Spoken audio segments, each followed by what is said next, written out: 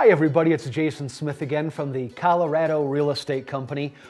Welcome back to episode number 2 of our little real estate show.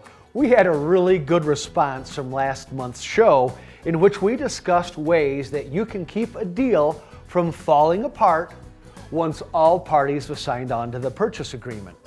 We're going to review a couple of those items here as we begin because I've had a couple of requests to expand on a few of those items. We talked about the importance of using a local mountain lender who is familiar with all of the HOA issues and things of that nature and the nightly rentals.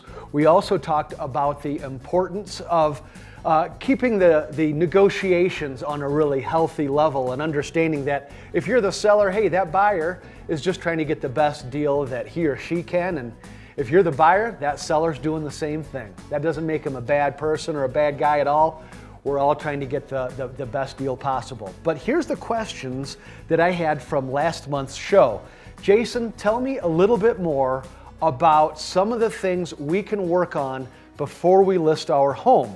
I had an email from a homeowner in Dillon asked me about a pre-inspection before listing. I have to tell you, I'm a big fan of the pre-home inspection. Here's why. If you're the seller, you may have been living in that home for 5, 10, 15, 20 years, however long. And there might be different items that as you're living there, you just kind of become accustomed to, and they're not that big a deal to you, but they might really cause some concern for the next owner. A pre-inspection is a great way to find out any items that you might not be aware of. And I like to say that in real estate, there really are no secrets.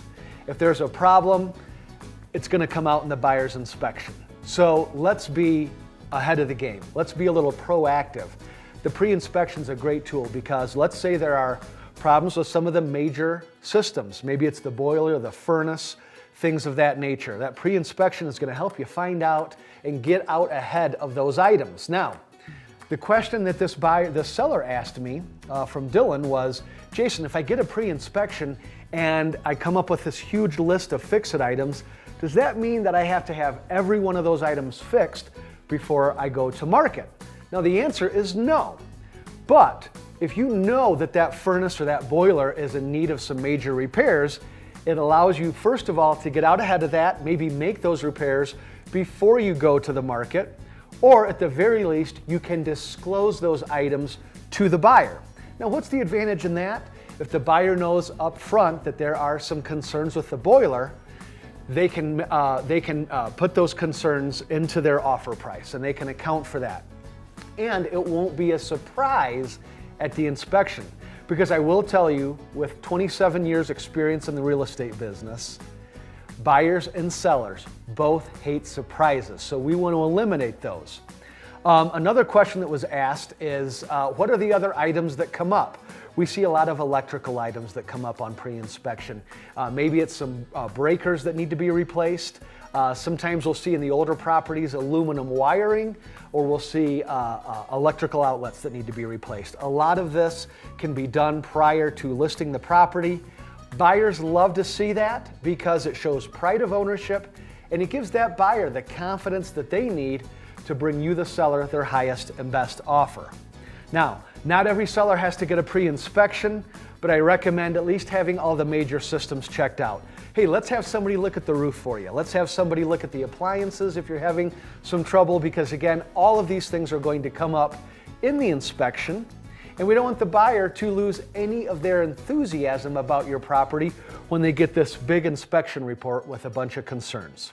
Now, if you need some vendors, if you need a list of inspectors, again, since we've been up here for over 20 years, we've got a great list of people who are trusted, experienced, and know all the properties in Summit County very well. We would be happy to share that with you. So I want to encourage you to find us online at summitliving.com. You can also call or text anytime, 970-262-7890. I really want to thank you for joining me on this month's show.